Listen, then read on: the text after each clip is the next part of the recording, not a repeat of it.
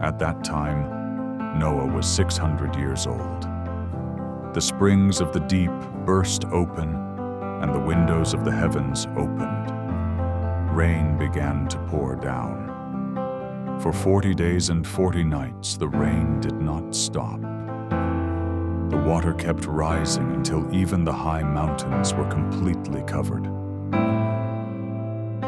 So all the birds, livestock, wild animals, and even the people that lived on the earth died.